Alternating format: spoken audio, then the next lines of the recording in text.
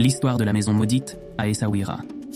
Dans la vieille Médina d'Essaouira, une maison abandonnée depuis des décennies porte une terrible réputation. On raconte qu'elle fut autrefois habitée par une femme appelée Lala Zahra, connue dans tout le quartier pour ses pratiques de sorcellerie. Elle aidait les gens en échange d'argent, mais certains affirmaient qu'elle invoquait les djinns pour accomplir ses rituels. Un jour, un homme du village, appelé Youssef, vint lui demander de l'aide pour attirer l'amour d'une femme. Zahra accepta, mais elle lui fit une étrange mise en garde. Si tu ouvres un pacte avec les djinns, tu dois toujours payer ton dû, sinon ils prendront ce qui t'aide le plus cher. Youssef accepta, pensant que ce n'était qu'une formule pour lui faire peur. Quelques jours plus tard, Zahra accomplit le rituel. Youssef obtint ce qu'il voulait. La femme tomba amoureuse de lui, comme par magie. Mais à peine 2 semaines plus tard, Zahra disparut sans laisser de traces. Certains disent qu'elle avait été emportée par les djinns qu'elle servait. D'autres pensaient qu'elle avait fui, craignant les conséquences de ses actes. Les étranges événements, après la disparition de Zahra, des événements terrifiants commencèrent à se produire dans la maison. Les voisins racontèrent avoir vu des ombres bouger derrière les fenêtres, alors que la maison était vide. Des voix murmurant en langue inconnue résonnaient la nuit, et parfois, des lumières dansaient, comme des flammes au milieu des pièces. Un soir, un groupe d'adolescents décida d'explorer la maison, défiant les histoires locales. Parmi eux se trouvait un jeune homme appelé Rachid, qui riait des récits de djinns et de sorcellerie.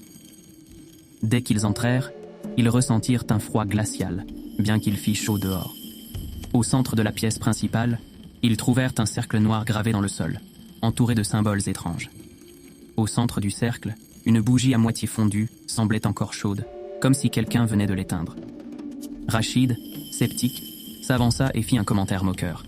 « Si les djinns sont là, montrez-vous. » À cet instant, toutes les bougies s'allumèrent en même temps, et une force invisible projeta Rachid contre un mur. Les autres, pris de panique, s'enfuirent en criant, mais Rachid resta coincé dans la maison. Lorsqu'ils revinrent avec des adultes quelques heures plus tard, ils le trouvèrent recroquevillé dans un coin, marmonnant. « Ils m'observent, je les ai dérangés. » L'exorcisme Rachid ne fut plus jamais le même.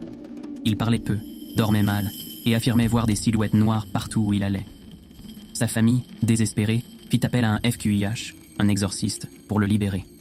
Pendant la séance, le FQIH confirma que Rachid avait été possédé par un djinn en colère. Il récita des versets du Coran et tenta de rompre le lien.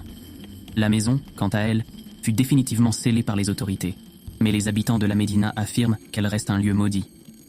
Même aujourd'hui, les passants racontent entendre des bruits étranges provenant de l'intérieur, comme des pas ou des rires étouffés.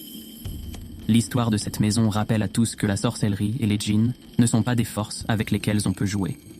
Au Maroc, ces récits ne sont pas que des légendes, ils sont des avertissements transmis de génération en génération.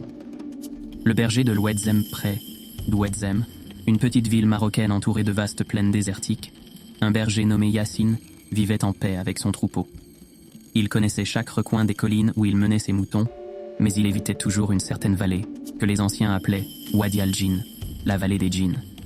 On racontait que ceux qui s'y aventuraient revenaient changés. S'ils revenaient. Une nuit, alors qu'il ramenait son troupeau, un mouton s'égara.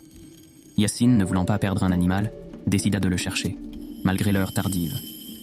La lune éclairait faiblement le paysage, et il réalisa trop tard qu'il s'était approché de la vallée interdite. Là, il entendit le bêlement de son mouton, mais il semblait déformé, comme si plusieurs voix se mêlaient à celles de l'animal. Curieux et inquiet, Yassine suivit le bruit jusqu'à une clairière. Son mouton était là, mais il n'était pas seul. Une silhouette se tenait à côté, grande, maigre et vêtue d'un long manteau noir. Son visage était caché, mais ses mains, fines et tordues, caressaient le dos de l'animal. Yassine cria pour récupérer son mouton. La silhouette tourna lentement la tête vers lui, révélant un visage sans traits, lisse comme un masque d'argile. Puis elle parla, mais sa voix semblait provenir de tous les recoins de la vallée. « Pourquoi es-tu venu ici, fils d'Adam? Ce n'est pas ta place. » Terrifié, Yassine recula, récitant des prières qu'il connaissait à peine. La silhouette éclata d'un rire sinistre, et le mouton, comme possédé, se tourna contre lui, grognant comme une bête sauvage. Yassine abandonna tout et s'enfuit en courant, laissant le troupeau derrière lui. Les conséquences. Quand les villageois le retrouvèrent au matin, Yassine était agenouillé près de la vallée, murmurant « Ils m'observent. Je les entends. » Il n'a plus jamais reparlé normalement, passant ses journées à fixer le vide. Quant à la vallée des djinns, elle reste un lieu que personne n'ose approcher, de peur de croiser cette silhouette aux traits absents.